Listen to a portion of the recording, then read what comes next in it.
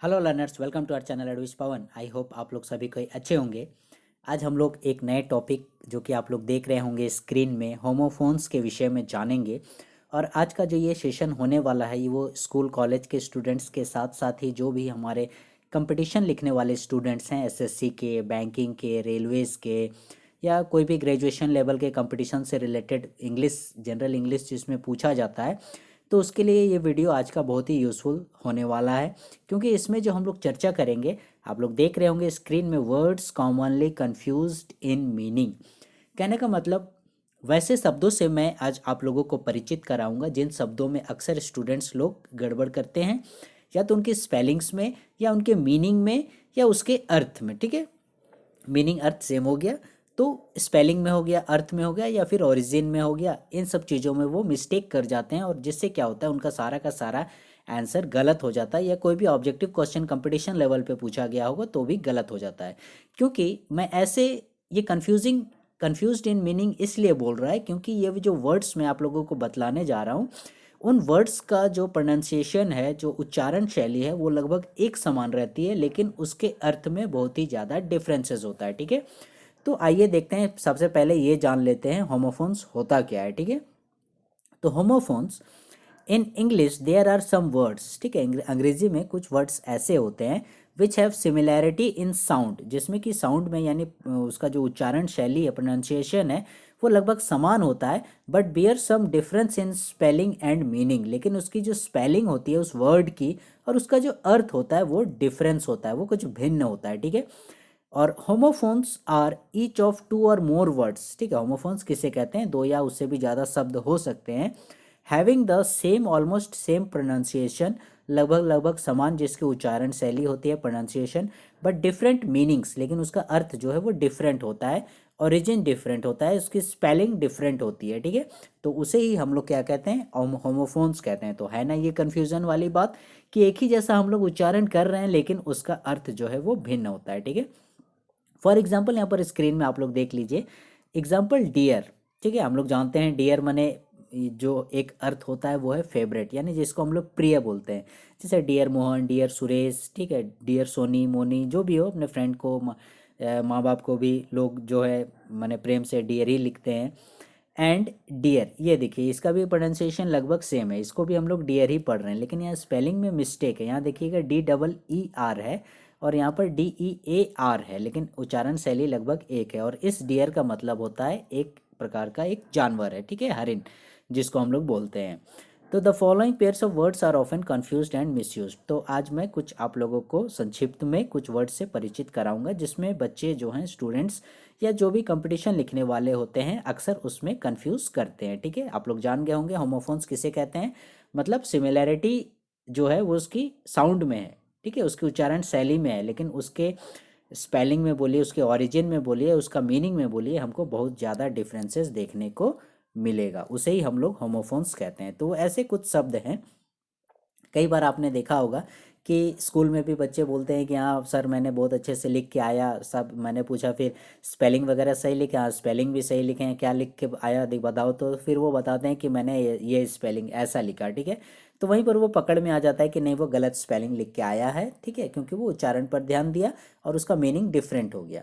Number one देखिए, यहाँ पर एक वर्ड आप लोगों को दिया जा रहा है एक्सेप्ट। ठीक है, जिसे हम लोग जनरल तौर पर एक्सेप्ट करना बोलते हैं, स्वीकार करना जिसको बोलते हैं। ठीक है, तो वही उसी से रिलेटेड है, एग्री टू टेक। ठीक है, स्वीकार करना, इसे हम लोग यदि सेंटेंस में बनाएंगे तो accept my proposal, please accept my proposal, please please accept my biodata, इस प्रकार से, मतलब उसका कहने का मतलब वो स्वीकार करना। स्पेलिंग देखिए ACCEPT। ठीक है, एक्सेप्ट, लेकिन उसी का दूसरा वर्ड देखिए एक्सेप्ट। ठीक है, लगभग लगभग साउंड जो है वो सिमिलर आ रहा है। ठीक है, एक्सेप्ट और एक्सेप्ट, ठीक है, हल्का सा डिफरेंस है, लेकिन वो सुनने में एक जैसा ही लगता है। इसका जो स्पेलिंग है EXCEPT है। ठीक है, इसका कहने का मतलब होता है बिसाइड्स। ठीक है, यानी एक्सक्लूडिंग, इसको छोड़कर। ठीक है, all except you are laborious. ठीक है, मतलब ऑल, सभी कोई जो हैं वो लेबोरियस हैं, एक्सेप्ट यू यानी तुमको छोड़कर। ठीक है, एक्सेप्ट क्या मतलब होता है? अलावे, इसके अलावे, यानी तुम्हारे अलावे सारे कोई जो हैं वो लेबोरियस हैं। तो इस एक्सेप्ट का मतलब हुआ देखिए फर्स्ट वाला का ACCEPT का स्वीकार करना हुआ और EXCEPT हो गया छोड़ देना, ठीक है, शामिल नहीं करना। तो है ना कितना डिफरेंस, लेकिन साउंड लगभग दोनों का सेम है। आइए हम लोग नेक्स्ट वर्ड की ओर बढ़ते हैं, फेयर। ये तो आपने सुना ही होगा, the price charge for travelling, ठीक है। इस फेयर का कहने का मतलब हुआ FARE, ये जो स्पेलिंग है इसका कहने का मतलब हुआ ट्रैवलिंग के लिए जो हम लोग फेयर वर्ड यूज़ करते हैं, यानी दैट मीन्स सीधे सरल शब्दों में कहा जाए तो भाड़ा जिसको हम लोग बोलते हैं, ठीक है। जब भी हम लोग बस में या ट्रेन में या कहीं भी सवारी करते हैं तो उसका भाड़ा कितना हुआ नहीं बोलते हैं, उसी प्रकार से how much is the bus fair, यानी बस का भाड़ा कितना हुआ। तो इस FARE का मतलब हो गया आप लोगों का भाड़ा, फेयर, ठीक है। दूसरा देखिए FAIR, ठीक है, ये भी फेयर ही प्रोनाउंसिएशन होगा। इस फेयर का देखिएगा एक ही सेंटेंस में दो दो मीनिंग निकल कर आ रहा है। जैसे एक मीनिंग आप लोगों को मिलेगा ब्यूटीफुल, यानी जो सुंदर साफ सुथरा जिसको बोलते हैं, और an exhibition of commercial goods जिसके बारे में आप जानते हैं, यानी जिसे सरल शब्दों में हम लोग मेला कह सकते हैं, ठीक है। मेले जो मेला जिसमें विभिन्न प्रकार के जो बिक्री की सामग्रियां रखी जाती है, लोग जगह जगह से आते हैं और ख़रीदते हैं, उसे हम लोग फेयर कहते हैं, ठीक है। और एक फेयर कम्प्लेक्शन जिसको हम लोग बोलते हैं, ठीक है, मतलब रंग सामान्य हो, मतलब सुंदर साफ सुथरा वैसा करके। एग्जाम्पल आप लोग देखिएगा तो ज़्यादा क्लियर हो जाएगा इस फेयर का। जैसे ए फेयर लुकिंग गर्ल, यहाँ पर ए फेयर लुकिंग गर्ल कहने का मतलब जो लड़की है वो फेयर दिख रही है, यानी सुंदर है, साफ सुथरी है, उस टाइप से है, ठीक है। Is running to the fair, वो दौड़ रही है किधर, फेयर की ओर दौड़ रही है, यानी मेले की ओर दौड़ रही है, ठीक है। तो यहाँ देखिएगा इस फेयर का मतलब हो गया मेला, और इस फेयर का मतलब हो गया आप लोगों का ब्यूटीफुल, ठीक है, सुंदरता। लेकिन स्पेलिंग देखिएगा लगभग लगभग सेम है, तो आप लोगों को सेंटेंस के आधार पर ही पकड़ना पड़ेगा, ठीक है। एक ही सेंटेंस में देखिए कितना कंफ्यूजन, यहाँ पर फेयर जो है वो साफ सुथरा सुंदर बतला रहा है, ठीक है, सुंदर लड़की, और यहाँ मेले की ओर दौड़ रही है, दोनों का स्पेलिंग सेम है, तो आप लोग कंफ्यूज नहीं होइएगा। और ये फेयर तो अलग हो गया, इसका हो गया भाड़ा, ठीक है, जिसको बोलते हैं हम लोग जब भी बस में या ट्रेन में सफ़र करते हैं। नेक्स्ट वर्ड देखते हैं, दैट इज एक्सेस, ठीक है। एक्सेस कहने का मतलब हुआ ए वे ऑफ ए अप्रोचिंग, यानी पहुंच जिसको बोलते हैं, ठीक है। सेंटेंस देखिए, there is no easy access to success, यानी जो भी सफलता है, सफल यदि आपको होना है तो उसका जो रास्ता है वो आसान नहीं है, ठीक है, वहाँ पर आप आसानी से नहीं पहुँच सकते हो। तो ये वही पहुँचने वाली बात है, सफलता पर पहुँचने वाली बात है, एक्सेस, ठीक है। स्पेलिंग देखिए क्या बोल रहा है, ACCESS, ठीक है, ACCESS, एक्सेस मतलब पहुंच, ठीक है। नेक्स्ट इसी का देखते हैं, दैट इज एक्सेस। इस एक्सेस का मतलब क्या हुआ, the amount beyond the due limits, यानी कोई एक राशि मान लीजिए तय की गई है, ठीक है। मान लो कोई मजदूर काम किया, उसको 100 रुपये देने हैं और वो 200 रुपये की डिमांड कर रहा है, तो ये क्या हो गया, ये एक्सेस हो गया, मतलब ज़्यादा हो गया। I shall not give you any excess money, मैं तुम्हें इससे ज़्यादा या मतलब ज़्यादा रुपए यहाँ कहने का मतलब जितना जो फिक्स है उससे ज़्यादा, यानी 100 है तो 100 से ज़्यादा, तो यहाँ एक्सेस की बात हो रही है, ज़्यादा से रिलेटेड, ठीक है, मतलब सरप्लस जिसको हम लोग बोलते हैं, तो ये एक्सेस मनी बोलता है, मतलब ज़्यादा मनी, ठीक है। तो यहाँ देखिएगा इस एक्सेस का मतलब हो गया ज़्यादा, ठीक है, अधिकता जिसको हम लोग बोलते हैं, और पिछले एक्सेस का मतलब हो गया आप लोगों का पहुंच, ठीक है। दोनों में देखिए कितना डिफरेंस है, लेकिन बोलने में हम लोगों को एक जैसा सुनाई दे रहा है।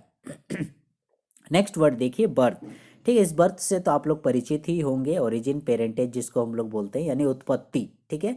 Where is your birth place, ठीक है, ये तो आप लोगों के लिए कोई अननोन वर्ड नहीं है, ठीक है। आप लोग भी हमेशा बर्थडे वगैरह मनाते हैं तो ये स्पेलिंग आपने देखी होगी, ठीक है, तो वही जन्म से रिलेटेड है ये बर्थ।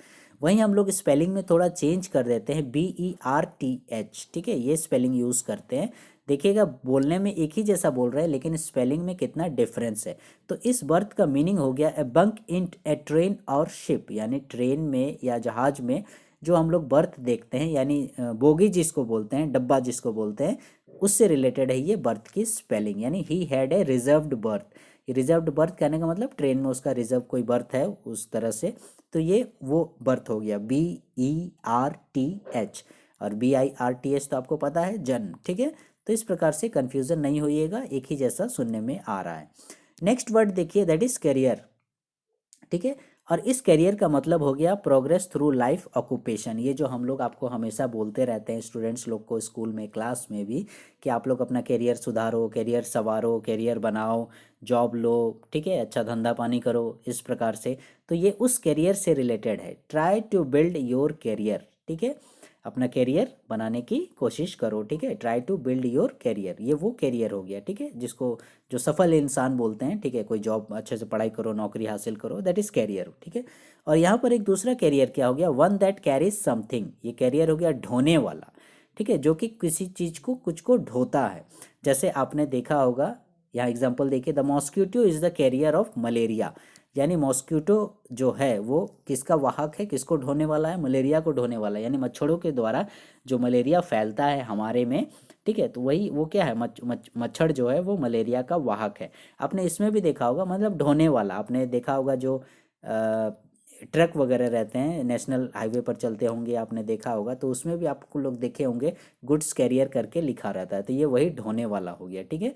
और स्पेलिंग में भी देखिएगा कितना डिफरेंसेस है, जो आप लोगों का लाइफ से, नौकरी पेशा से रिलेटेड है, CAREER है, और जो ढोने वाला है वो CARRIER, ठीक है। अब जैसे आप लोग बताइए तो, कि साइकिल में आप लोग का कैरियर होता है वो कौन सा कैरियर है, तो आप लोग जान गए होंगे साइकिल का कैरियर भी ढोने का काम करता है, तो आप लोगों का यही वाला साइकिल का कैरियर का स्पेलिंग होगा, ठीक है। ये मतलब लाइफ वाला नहीं होगा, ठीक है, साइकिल का कैरियर यही होगा, ढोने वाला, ठीक है। कंफ्यूज नहीं होइएगा, स्पेलिंग ध्यान से देख लीजिएगा। Next word that is check, इस चेक का मतलब हो गया that is control, check the motion, check your admission card, ठीक है, मतलब चेक करने जिसको हम लोग बोलते हैं, मतलब जांच लेना जिसको बोलते हैं, ठीक है। तो वो जांच लो भाई, आप अपना एडमिट कार्ड है कि नहीं, मार्कशीट में ठीक नंबर है कि नहीं, कहीं कुछ मिसप्रिंट तो नहीं है, उसे चेक करो इस प्रकार से। तो ये चेक करना हो गया, ठीक है, किसी भी चीज़ को चेक करना मतलब जांच करना, ठीक है। और फिर यही देखिए सेम स्पेलिंग, इसको भी हम लोग चेक ही पढ़ते हैं, लेकिन स्पेलिंग देखिए कितना डिफरेंस है, CHEQUE, ये जो चेक है आप लोगों का, आपने देखा होगा बैंक से रिलेटेड है, ये बैंकिंग सेक्टर से रिलेटेड वर्ड है, कि नहीं बोलते हैं कि मैं तुमको चेक काट के दे दूंगा, जितना पैसा निकालना है निकाल लो, तो वही है, a written order to a bank to pay, ठीक है, ये एक प्रकार से लिखित आदेश होता है जो बैंक उसके थ्रू पेमेंट करता है, ठीक है। Here is a cheque of ₹50,000, यानी बैंकिंग सेक्टर से ये चेक रिलेटेड है। तो देखिएगा बोलने में दोनों चेक एक ही समान बोलते हैं, ठीक है। ऊपर वाला जो चेक है जांच करना, इसको भी हम लोग चेक ही बोलते हैं और इसको भी चेक ही बोलते हैं, लेकिन स्पेलिंग में कितना मिस्टेक है, ठीक है, CHEQUE, ठीक है। आप लोग आप अक्सर जो है आंसर में इस प्रकार की मिस्टेक्स करते हैं, ठीक है। सेवेंथ वर्ड क्या है, that is dairy, a place where milk products are processed, dairy बोलते हैं वैसी जगह को जहाँ पर दूध से बने उत्पादन वगैरह का प्रोसेसिंग किया जाता है, ठीक है, जैसे मिठाई बनाना, खोआ बनाना, दूध बनाना, उसका मैन्युफैक्चरिंग वगैरह करना, मतलब दूध से रिलेटेड जितने भी क्रियाकलाप हैं वो इस प्रकार के डेयरी उत्पादन जहाँ होता है वहाँ पर किया जाता है, ठीक है। तो we get milk from Sudha dairy, ठीक, इस प्रकार से। तो ये एक डेयरी हो गया, फार्म एक तरह से बोल सकते हैं आप लोग, जहाँ दुग्ध उत्पाद से विभिन्न प्रकार की वस्तुएं बनाई जाती है, दूध, दही, मक्खन, लस्सी, खोआ, पेड़ा, इस प्रकार की चीज़ें बनाई जाती हैं, वो हो गया आप लोगों का डेयरी। वहीं अनदर वर्ड है इसी से रिलेटेड, इसी के समान, डायरी, ठीक है, थोड़ा सा स्पेलिंग में डिफरेंस है और प्रोनाउंसिएशन में भी डिफरेंस है, लेकिन आप मैंने अचानक सुनिएगा तो लगभग लगभग एक समान ही लगेगा, ठीक है। ये हो गया डेयरी और ये हो गया डायरी, ठीक है, थोड़ा सा स्लाइटली डिफरेंसेस है यहाँ हम लोगों को देखने में, लेकिन फिर भी इसका जो मीनिंग है, डायरी आप लोग जानते हैं, ठीक है, डायरी में हम लोग जो अपनी रोज़मर्रा की गतिविधियाँ या कुछ इंपॉर्टेंट चीज़ें या अपने लाइफ से रिलेटेड चीज़ों को नोट डाउन करते हैं। A daily record of personal events, ठीक है, अपने पर्सनल इवेंट्स या थॉट्स जो भी विचार हैं हमारे, उसको हम लोग डायरी में नोट करते हैं, तो ये वही डायरी है। He has the habit of writing diary, उसकी डायरी लिखने की हैबिट है, ठीक है। तो ये तो आप लोग जान गए होंगे, ज़्यादा कन्फ्यूजन वाला नहीं है, और बोलने में भी थोड़ा थोड़ा डिफरेंस यहाँ पर आ जा रहा है। एक हो गया डेयरी जो दुग्ध उत्पादन वाला हो गया, और एक डायरी जो लिखने पढ़ने से रिलेटेड है, ठीक है। नेक्स्ट वर्ड जो है आप लोगों का देखिए एलिजिबल, ठीक है, रिगार्डेड एज सुइटेबल, ठीक है, ये एलिजिबल जिसको हम लोग बोलते हैं उपयुक्त के सेंस में इस वर्ड का यूज़ किया जाता है, एलिजिबल, ठीक है। जैसे you are eligible for the post, आप इस पोस्ट के लिए उपयुक्त हो, you are eligible for the job, आप इस जॉब के लिए उपयुक्त हो, ठीक है, यानी आप मतलब सही हो इस जो उस जॉब के लिए, उस पोस्ट के लिए क्राइटेरिया मांगा गया है, जैसे मैट्रिक होना चाहिए, इंटर होना चाहिए, ठीक है, या फिर कोई ट्रेनिंग होना चाहिए, टेक्निकल क्वालिटी होनी चाहिए, सारी क्वालिटीज़ आप में हैं, तो आप क्या हो उस नौकरी के लिए, उस जॉब के लिए क्या हो, एलिजिबल हो, उपयुक्त हो। ठीक है, तो ये वही एलिजिबल हो गया। ठीक है, नेक्स्ट वर्ड एलिजिबल हो गया आप लोगों का, दैट इज़ नॉट लेजिबल। देखिए दोनों एक जैसा बोल रहे हैं लेकिन कितना डिफरेंस है।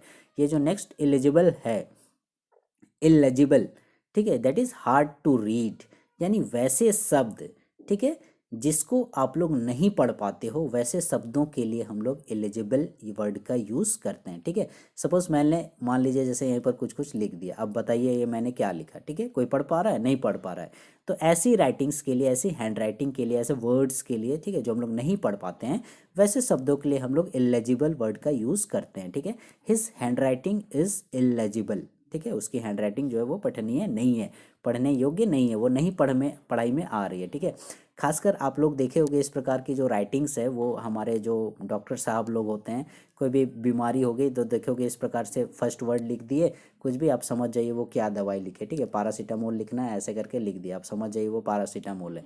तो वो क्या होता है एक्चुअली में, वो इलिजिबल होता है। ठीक है, वो पढ़ने नहीं, वो सिर्फ जो कंपाउंडर लोग होते हैं या जो मेडिसिन वाले होते हैं, वही लोग ही उस उन शब्दों को, उनके लेटर्स वगैरह को पढ़ पाते हैं। ठीक है, क्योंकि उनकी हैबिट हो जाती है और वो स्पेशल वो कुछ उसी प्रकार से बीमारियों से रिलेटेड दवाइयों की खरीद बिक्री भी करते हैं, इसलिए उनकी वे उस चीज़ के आदी हो जाते हैं। ठीक है, तो ये देखिए कितना डिफरेंस हो गया आप लोगों का। ठीक है, फर्स्ट एलिजिबल हो गया आप लोगों का अर्हता, योग्यता से रिलेटेड, ठीक है, आप उपयुक्त हो, और इलेजिबल हो गया आप लोगों का जो आप पढ़ने नहीं सकते हो। ठीक है, तो ये थे आप लोगों के 8 जो है इंपॉर्टेंट। वीडियो लंबा हो जाएगा इसलिए ज़्यादा वर्ड्स को इसमें शामिल नहीं किया गया है, नेक्स्ट पार्ट इसका बनाया जाएगा, उसमें और भी वर्ड्स से आप लोगों को परिचित कराया जाएगा। ठीक है, मैं उम्मीद करता हूँ कि आप लोगों को ये सेशन पसंद आया होगा, और जो ये वर्ड्स हैं कॉमनली कंफ्यूज्ड इन मीनिंग, ठीक है, और मैं बार बार बोल रहा हूँ ध्यान दीजिएगा, आप लोग स्कूल कॉलेज के स्टूडेंट्स के साथ साथ ये आप लोगों का एसएससी हो गया, ठीक है, बैंकिंग सेक्टर हो गया, या फिर आप लोगों का जो रेलवे सेक्टर है, रेलवेज़ में भी इस प्रकार के कंपटीशन के एग्ज़ाम में इनसे रिलेटेड क्वेश्चंस हुआ, ठीक है, या पैराग्राफ से रिलेटेड जो आप लोगों का कॉम्प्रिहेंसन है, बहुत सारी चीज़ों में ये सब पूछा जाता है। ठीक है, तो I hope please wait for the next video and stay connected with our channel Advice Pawan, and please like, share, subscribe our channel. Thank you.